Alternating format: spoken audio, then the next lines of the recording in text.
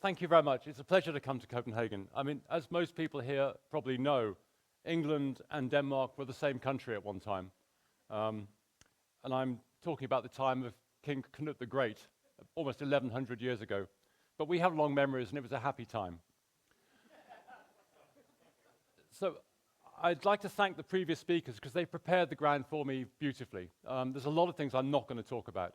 I'm not going to talk about the relatively poor value of MR as a predictive tool. I'm not going to talk about prediction. I'm not going to talk about any form of modeling, well, a very small amount of modeling. And a lot of things I'm not going to talk about. But what I'm going to talk about is what I think would be helpful to people who are planning the future. So I'm going to skip through quite a lot of areas of work where there are possibilities for making great progress without any great detail. And if people want the detail, I'm very happy to give detail afterwards.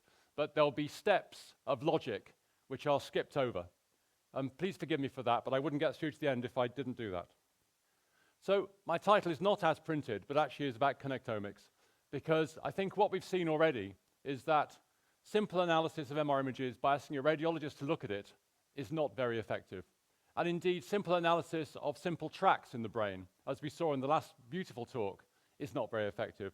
We need to think of the brain in a much more subtle way and think of it as a network and think of it as a series of functions that work. And connectomics is the science which has been around for the last 10 years, which is really the science of mapping all the connections to the brain. The concept, of course, comes from genomics, the idea that we can know all the genes in our cells. And some smart people came up with the idea of connectomics. We can know all the connections in the brain. The more you think about this, the more stupid the idea seems.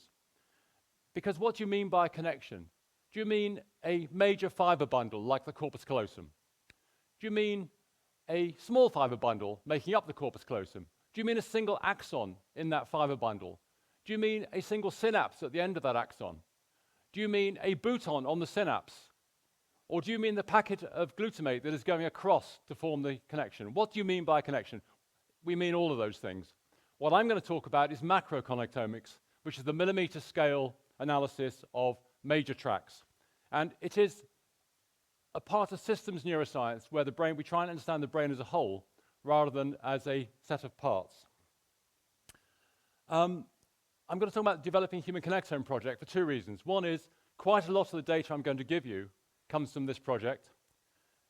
The second is that it's free data. We're giving it out to anybody who wants it, and I'll tell you how to get it at the end. So if you want this data, these data, then just go to the website and download them.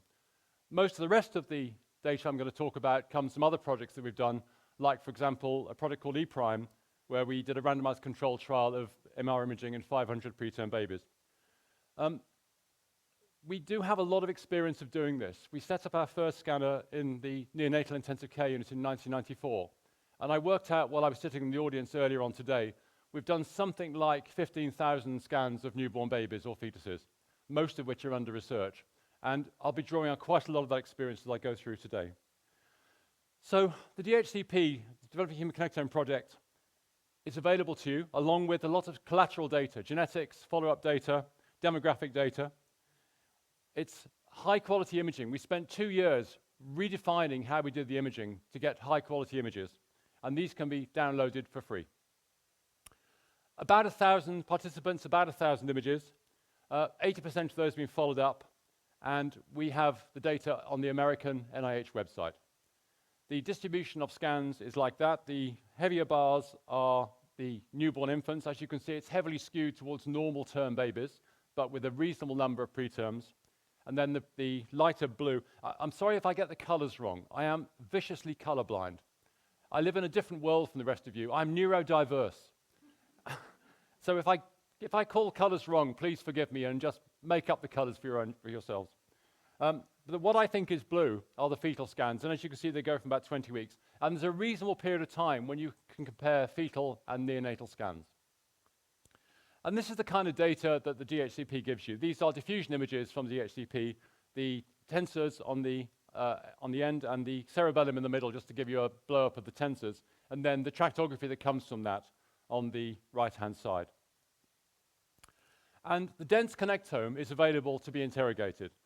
This is the full connectome, if you like, going up into the cortex, and this can be dissected out into single fibers or looked at as a whole. And if we want to look at it as a whole, then we need to use mathematics, of course. And the mathematics that we favor at the moment is the mathematics of graph theory. And this is a graph theory representation of the neonatal connectome. It's actually of preterm babies from the E-prime project. The representation is that there are blobs, and the blobs are different size and different color. The more colorful they are, the more important paths they're on, and the bigger they are, the more paths they're on. So degree centrality, if you like, which is the correct term for it, is the number of connections that a path has. And you can see there are some parts of the brain with very dense connections, like the superior frontal gyrus, which is the biggest and the bluest. Not a big surprise. The thalamus equally is big and blue. What might be a bit more surprising is that the primary motor cortex in the visual area and the somatosensory area is actually quite small. They have quite few connections compared to the association heteromodal cortex. And this is a representation that you can interrogate in all sorts of ways.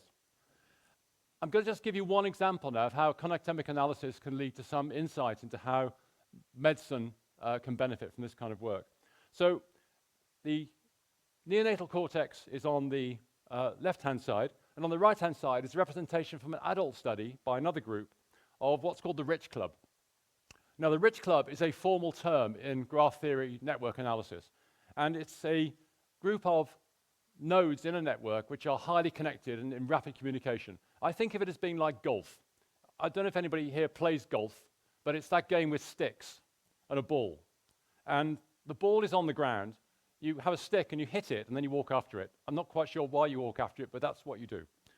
And as I understand it, it's played by rich people. And the rich people have a little man behind them who carries their sticks for them. And the rich people talk to each other as they're walking down after their ball. And they occasionally turn and talk to the man behind them and say, "Give me a stick," which they then hit the ball again with and walk off after it. This goes on for hours. And then they go to the bar afterwards, and there's a barman, and they walk to the barman and they say, "Give me a whiskey." And then they go back and talk to themselves. So the rich people are in rapid and constant communication with each other, and then there are outliers, like the man with the sticks or the barman, who are the ancillary nodes who feed in, who occasionally contribute. The Rich Club nodes are the rich golfers. And the human brain has a very clear set of Rich Club nodes, which are defined on that graph for you. So we ask the question, is it likely that things that upset your normal development at birth, and in my case, the classic case is prematurity, because I'm a neonatologist, does prematurity affect the development of the Rich Club? The hypothesis was that the Rich Club will be damaged by prematurity, because we know something's going wrong, we just don't know what it is. So this is the Rich Club of a term newborn infant, or actually, to be fair, it's the Rich Club of a large group of term newborn infants displayed on a rotating brain. You can see where the red is. Those are the Rich Club areas. So this is now the preterm brain, and actually it looks very similar. It doesn't look very different at all. But the glory of doing mathematics is that you can add and subtract things.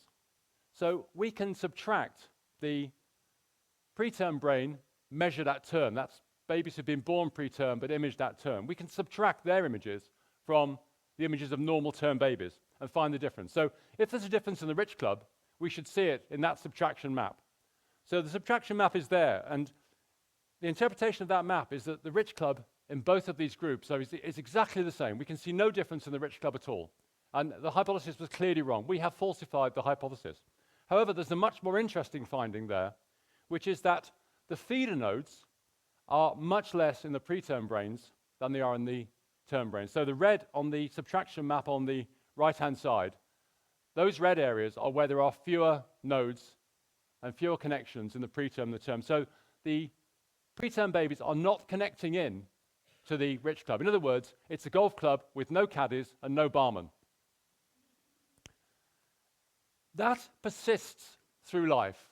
This is a group of adults who were born preterm, who were studied in their adult life, and they have an equally reinforced Rich Club with fewer feeder nodes. This is a persistent finding. So the small connections in the brain are disrupted by prematurity. Now, how's that going to work?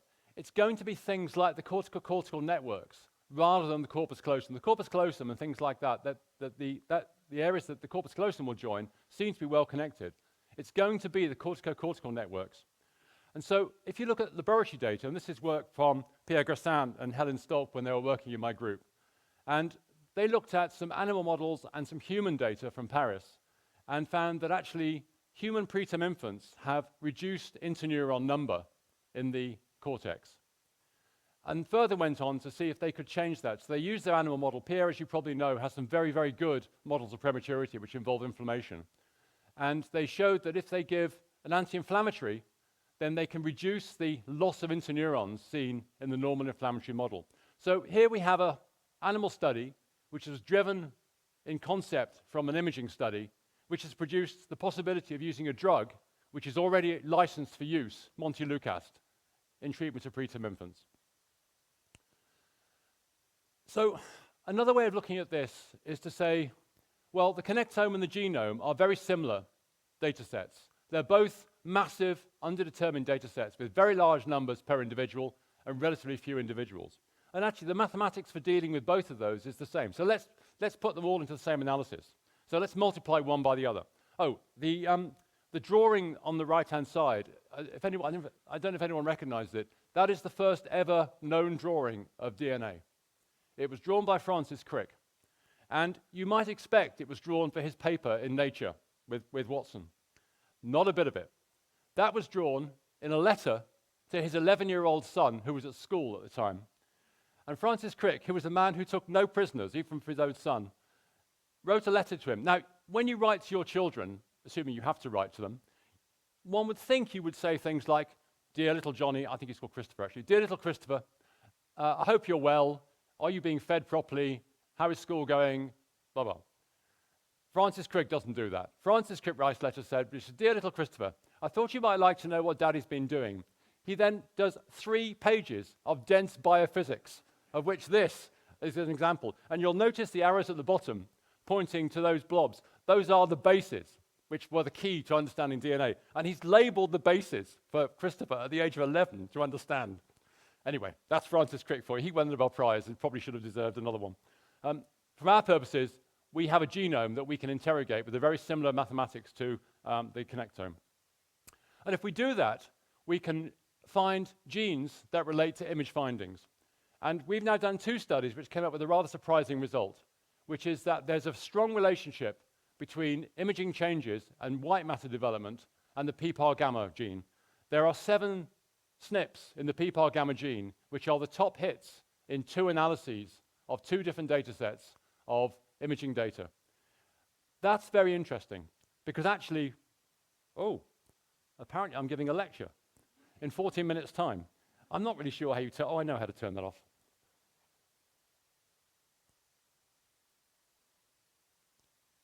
This is the game, isn't it?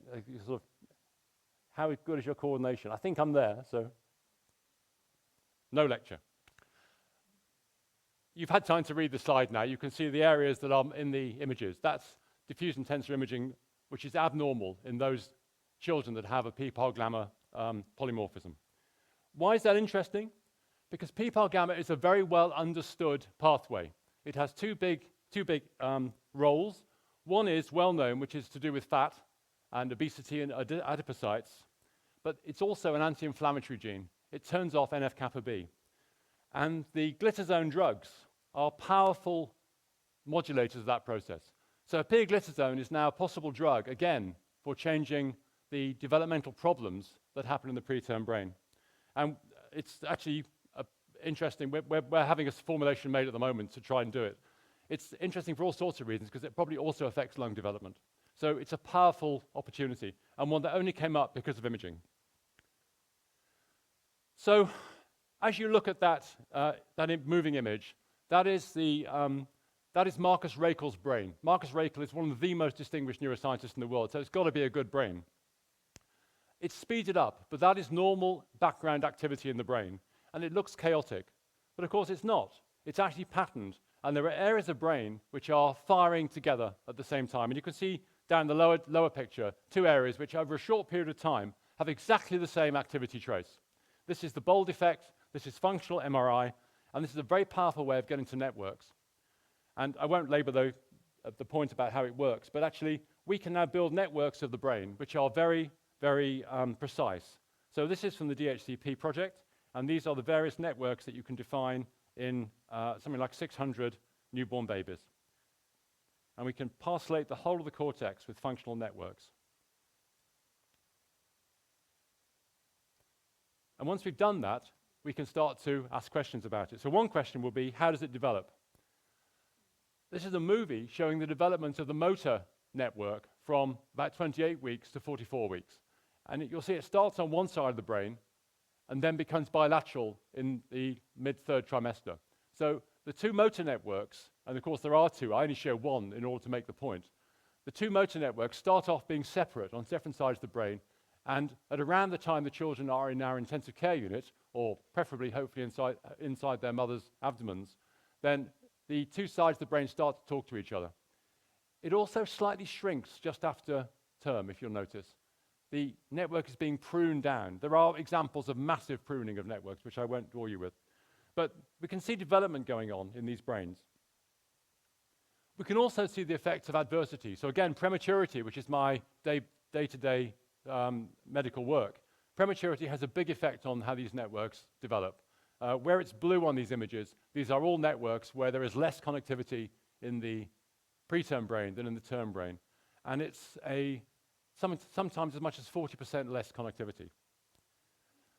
So those are connectomes over the whole brain. You can also take partial connectomes out of the brain and look at them by themselves. So this is a thalamocortical connectome. The thalamocortical fibers were mentioned this morning, and they are obviously one of the critical areas of understanding how the brain develops and how it might maldevelop. These maps are produced by setting seeds in the cortex and seeing where they have concomitant activity in the thalamus. And if you look at the thalamic map and the lower set of pictures, then actually they're not thalamic nuclei because they're activity areas, not specific nuclei, but they're very, very similar to the nuclei you see in Gray's anatomy. So these are not drawn by hand, they're produced by labeling the cortex and seeing where the thalamus works with it. So we have thalamocortical networks, and they're really quite interesting actually. Some of those thalamocortical networks have very precise single connections to the cortex. Thalamus and cortex, one connection. Some areas of thalamus actually connect to many areas of cortex. So just in the way the cortex is integrating in some areas and functional in others, heteromodal versus primary cortex, the thalamus also has areas which are integrating many areas of cortex together. And this can be measured in perfectly happy, healthy babies without any animal having to die. It's really quite remarkable. It also predicts the future, not very strongly.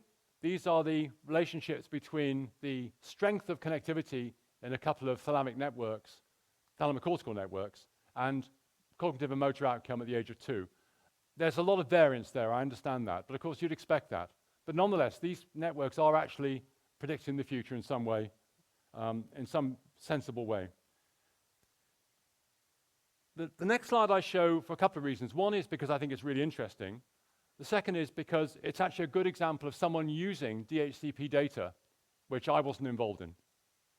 These are my very esteemed colleagues at University College London. It's the pain group there, founded by Maria Fitzgerald and now led by Lenza Fabrizi, who took some of our data and examined what they call the pain connectome. I don't actually know what a pain connectome is, but I assume it's a series of nodes which they know are connected to the experience of pain. And they show how it develops over time. And you can see there how it's developing over time. The different colors on the lines joining the nodes are the strengths of those connections. And you can see they're increasing. And that's interesting enough. But much more interesting is this.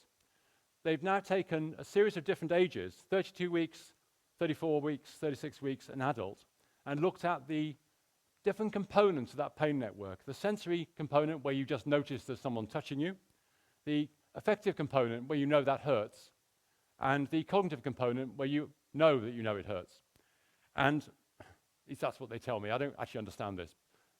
Lorenzo is a very, very smart neurophysicist. The important point from this is actually the little bar graphs on the side. I'm going to blow them up for you so you can see them bigger. In the term baby, the sensory component is much bigger than the affective component, whereas in the adult, they're all the same. Now, that's profoundly interesting, because we don't know how babies experience pain. And a lot of people worry a lot about the trauma that infants go through when they're in hospital, quite rightly. Actually, it's quite possible that they're not feeling it in the same way that we feel pain. And even more important, it may be that they're not feeling it in a way which allows them to be patterned in different ways. So it's quite possible that this kind of network analysis may hold the key to why abuse of children leads them to become abusers. I don't want to overstate the point too much, but it's a very, very interesting finding, this, and I think the UCL group are much to be credited for it. So I'm going to move on now from the kind of network analysis which we do with resting state data, which is without any stimulation, to some work on stimulated fMRI. So this is providing the baby with a stimulus and seeing what happens. And this is the work of Tomoki Ariki, who's one of my close colleagues and has done some beautiful things. What you see here are some little robots. And the robots both move the hand or the foot and also sense movement in the hand or the foot. So the baby's in the scanner, and if they move their hand, it's sensed by the robot. But equally, Tom can press a little button, and the baby's hand, wrist, arm, foot, whatever will move. And with that, he's been able to map the growth of the motor system. And I put these slides in because I know you're interested in cerebral palsy and prediction of it. And I think that the point was made this morning very clearly that just imaging babies when they've got cerebral palsy is not very helpful. We want to know how it happens, how does it work? Then we might be able to predict better. So we can see here the development of the motor system over time. And you can see that it starts off at 31 weeks with almost no representation of the brain from moving the hand or the foot.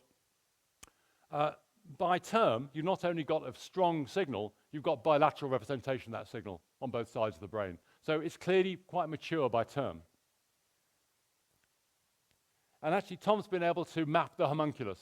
So he's mapped the toe, the foot, the wrist, the ankle, and mapped on the surface of the cortex where all these things are. He hasn't quite managed to map the lips, but we should be able to do that with a dummy. So that's him moving the foot. But now if the baby themselves moves their foot, we can actually pick up a signal from that. So these are two areas where the baby's moved. The signal from the motion's being used as the event for an fMRI study. The images have been deconvoluted with that event, and this is event-related fMRI, defining where in the brain that event has happened. And you can see it happens in the areas that are there. And what's most interesting to me is that that's exactly the same place as the motor area. So the sensory area and the motor area at birth are the same. They have not dissociated. Now, in that finding, I think must be something really important for understanding how cerebral palsy occurs. My current understanding of cerebral palsy is that it develops largely as a sensory problem, that you don't sense and therefore you don't inhibit, therefore you become spastic. And I think that, I'm sorry if I'm being the neurologist here will I'm sure correct me. I'm just a neonatologist, I don't really understand this stuff. But that must somehow have really powerful information for understanding how cerebral palsy develops. And I hand that to the neurologist to work out. Moving on to another kind of connectome, yet another kind of connectome. Somebody mentioned myelin mapping yesterday. This is myelin mapping. It's T1 over T2 imaging, actually. It's not just T1 imaging. It's one divided by the other. And it's called by very distinguished people like David Van Essen, myelin mapping. I don't usually call it myelin mapping. I've just done it for today. I normally call it lipid mapping, because actually it doesn't have to be myelin. It could be other lipids. But the point is, this is the imaging of lipid-rich substances in the brain. And you'll notice that at 33 weeks, at the very start of this map, there's almost no lipid in the cortex. This is cortical lipid. Almost no lipid in the cortex. And by 40 weeks, there's quite a lot. That's just moving across to the side there. And look how much happens between 40 weeks and 44 weeks. Massive amounts of myelin's being laid down in that 4 weeks that we call term. We regard that as being a fairly unitary time. Massive amounts being done over that period. And in fact, the term baby at 44 weeks has more cortical lipid than the adult does. The point about bringing this in is not just to show you the myelin mapping, it's also to show you that you can add different types of imaging together, in this case, T1 and T2 weighted MR. You can add a lot of other types of imaging in as well. You can add in diffusion imaging with fractional anisotropy. You can add the noddy stuff you heard about yesterday. And indeed, there are other types of modeling which I'm going to come to later. You can add cortical thickness, you can add cortical curvature, you can add it all together into one single vector of data. And effectively what you've got then is a fingerprint of the brain. If you do that, rather surprisingly, you parcellate the brain in a very similar way to the Brodmann atlas. The areas that appear when you do that are very similar to the histology atlases made by Brodmann and von Economou. And it is surprising until you think about it, but actually what's really happening is we are detecting signal in many different ways from the brain, which of course is caused by histology. So if the histology is different, it's not surprising that the imaging is different. So this is the parcellated brain, which is done by that fingerprinting method of adding all the different types of MR together. And if you compare that to, before you compare it, the reason this is a network and not just a fingerprinting method is that these different areas have different developmental characteristics. And different areas of brain grow and develop at the same rate over time. So for example, the red line here joining the cingulate gyrus and the limbic system are showing that they are growing and changing their morphology as defined by this characteristic, and size and consistency are both part of this metric. They're growing and developing the same way. That's not really surprising because these are both seen as part of the limbic system. On the other hand, there's an inverse relationship between the growth of the limbic area and the frontotemporal region. Again, not surprising, they're very, very different sorts of brain. But these are networks, and it turns out that these networks are profoundly important for how the brain functions, and they're disrupted in a lot of diseases like schizophrenia, for example. There's a lot of interesting work being done on this. I mean, I found this quite fanciful when I first came across the methods. I thought this can't be true. Actually, I'm now convinced. I think it's very powerful science. And just to show you, this is how the map of the newborn morphometric similarity matrices map to the von Economou classes. It's not precise completely at all. Von Economou was a very interesting man, by the way. I don't know if you know about him. He made the second brain atlas by doing the histology of every single cell in the brain. He founded a neuroscience institute in, and I've forgotten which country now. I'm ashamed now. But in that country, he was the first man ever to own a pilot's license. So an interesting man. And also, when you look at him, slightly odd. Now you've got these methods of defining the cortex in a precise way, fingerprinting and parcellating it, if you like, using imaging. You can start to do other stuff with it. And the thing that I think is probably most interesting at the moment is the linking between the imaging of the cortex and indeed other parts of the brain using multimodal similarity and transcription data from the large transcription databases of the Allen or the PsychenCode project. So in the same way as you can go and download the DHCP data from the website, if you wish, we've downloaded the expression data from PsychenCode and from the Allen Brain Atlas. And we've aligned their points of sampling of their microarrays from their atlases onto our atlases. Not as trivial as it sounds, but we've done it. And we now have the expression data that matches different imaging characteristics. And this is one of the areas where the logic jump is going to be quite big. But if you do that, you can show that there are a series of genes, gene classes, which are distinctly associated with different imaging features. So, for example, the imaging features of growth have a lot of inhibitory neurons in them. And there are negative representations or downregulation of inhibitory the areas that don't have these imaging characteristics have the opposite. And I'm not going to spend too long on this. It's just the point that if you want to do interesting things, this stuff's available for you to do it and download it. Okay, so I think one thing that came out from this morning's talk, one of the many interesting things, was that we've got to start before birth. If you want to understand what's going on, you really need to start before birth. And so here we are. This is MR before birth. You'll all notice one singular problem, which is, well, apart from the two twins that are having a fight, the problem is they're all moving. They're moving a lot. And they're moving more than the kind of movement we were talking about yesterday with young children in the scanner. So if you want to do MR of these babies and these fetuses, you've got to have new methods for doing it. And you can't put them in a practice machine first. Now, one thing that's worth pointing out is just emphasizing the point that was made yesterday, which is that a single MR shot is very quick. We actually do 27 images every second, which means that that single image is done very fast. Because of that, the single in-plane image is very good. And that's why people have been able to do fetal MR for a long time. You've just got to aim the scanner at the right place and hit it at the right moment. It's a bit like a shooting gallery with ducks moving across in front of you. You've got to move the scanner, get the baby, take the shot, and give it to the radiologist. You can't do science like that. We need 3D representations in science. So we've got to take these single shots, which on the left-hand side you can see that's a pretty reasonable MR. The one on the right-hand side is the completely destroyed reconstruction of the orthogonal plane by lining up the images together. And the one in the middle is the pretty much destroyed one of the other orthogonal plane. But there are ways of dealing with this. And the first one is to recognize that we're taking slices across the brain as we take our shots. So there are the slices, and there's the baby. The baby's moving all the way through. But we've still got those slices. So if we take them, and take lots of them, and if we oversample in multiple directions, we've got lots of data to work with, we can reconstruct that and make the images line up properly.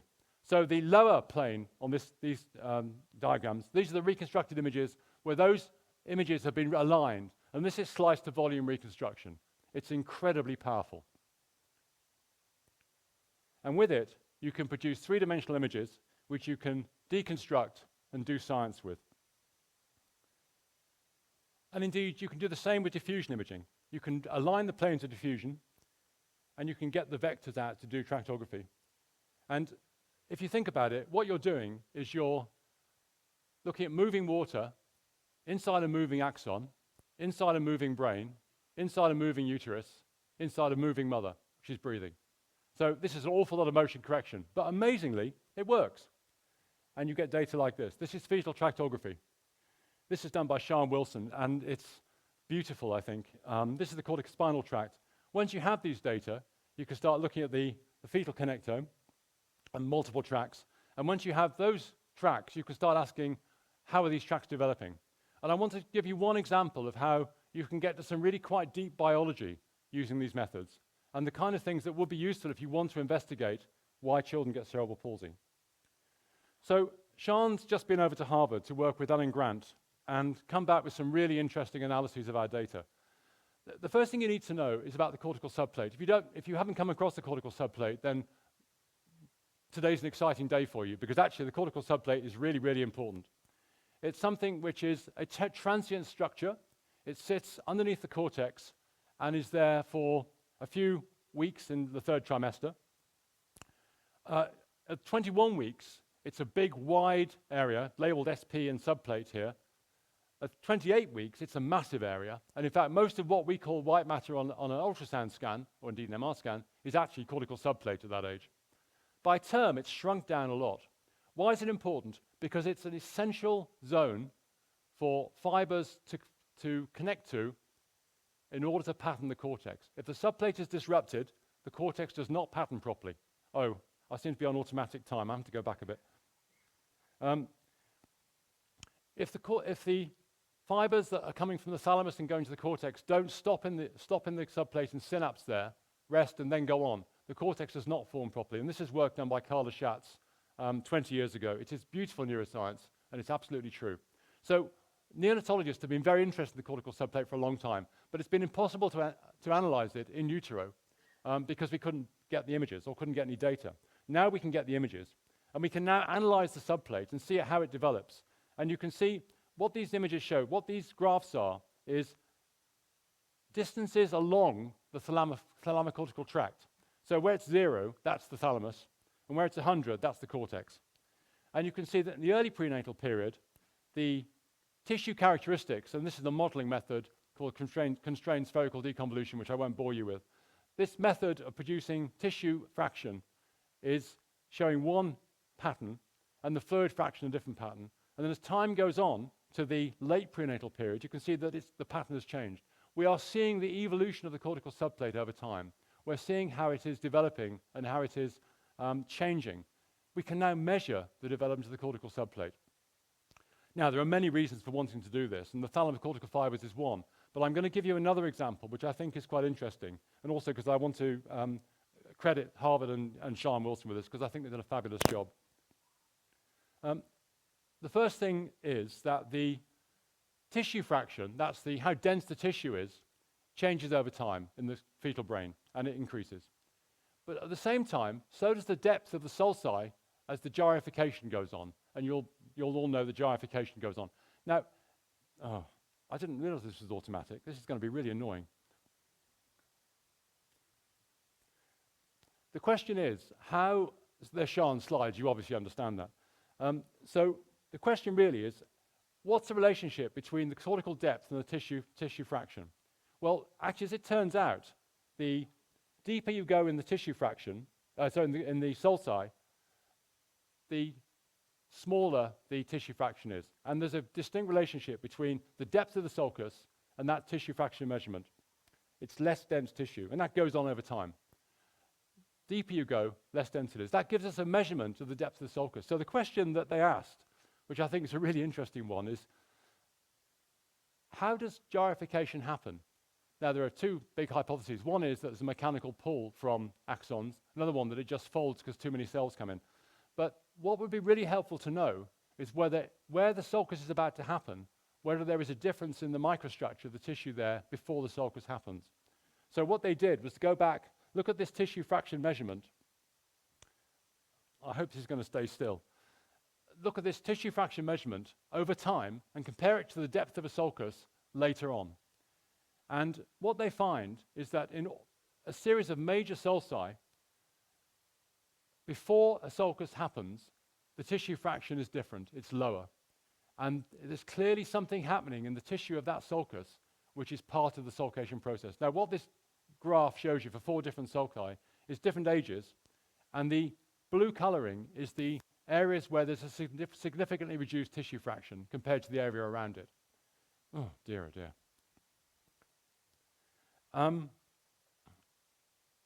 It's all put onto a map of a 35-week central sulcus. So you can see where the sulcus is going to be. And you can see that over time, these sulci are developing, and before they develop, you've got this change in the tissue structure, and it gets denser as time goes on. So there's something profoundly important about the way this microstructure is changing, which we can now measure with MRI. And that should be the last of the moving images, because that's the last of Sean's slides. So I want to show you how to get the data. If you want to do this, this is how you get the data. We've been distributing the neonatal data from our website. We're trying not to do it anymore because we just don't have the resources to deal with that.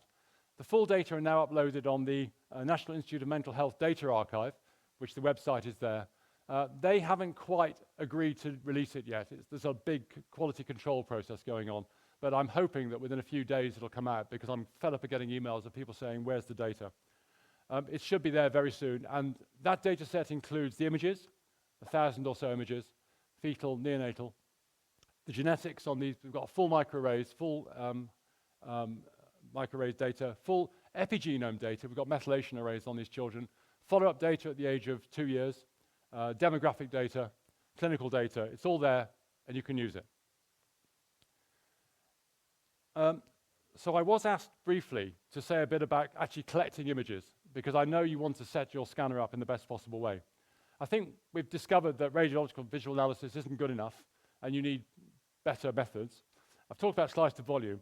I thought I'd talk a little bit, just for a few seconds or minutes, about immobilization of infants, and then about something we're developing for toddlers, which I think I hope will be interesting. So in the DHCP, we spent a lot of time developing new tools for getting better imaging.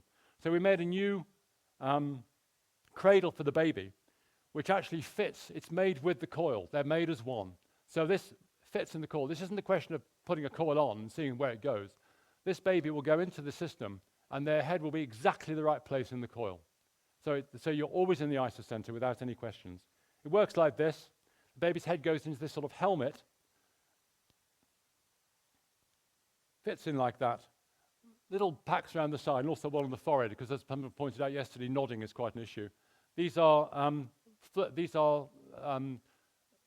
polystyrene ball-filled bags which are evacuated, so they form the right shape with the baby's head. It's not an inflation which is pressing on the baby.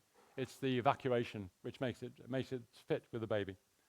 And then they go into the scanner and they fit in like that. And that's how all the imaging was done for the DHCP.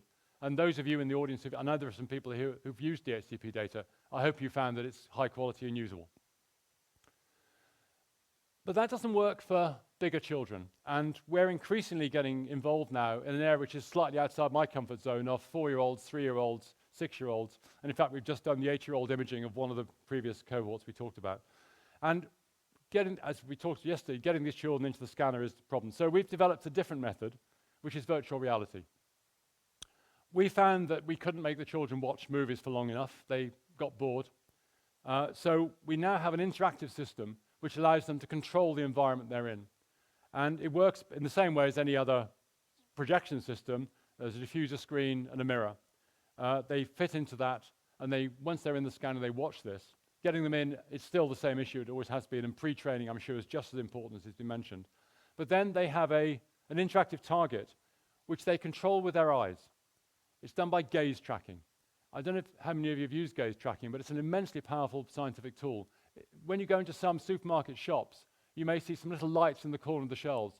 They're gaze tracking you to see how long you're looking at different things on the shelves. It's very powerful science.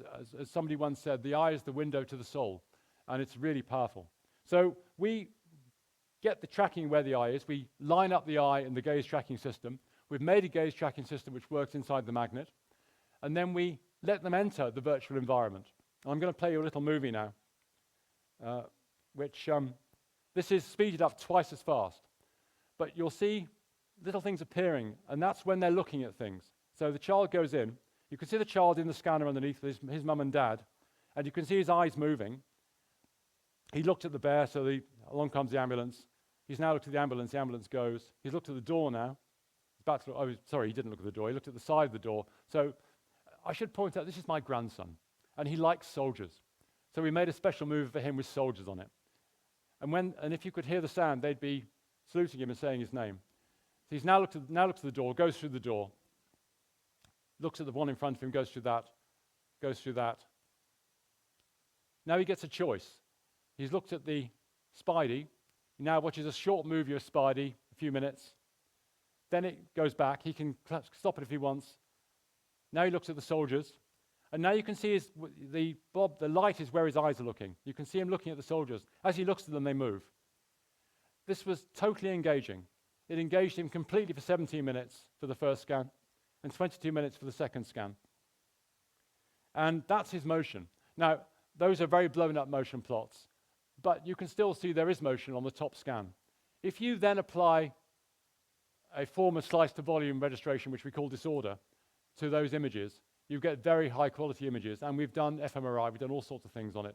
It's a powerful way. And the reason why this is worth showing you, even if you've got your own methods of doing these children's scans and keeping them in the scanner, is this has the potential for allowing you to do real-world psychometric testing.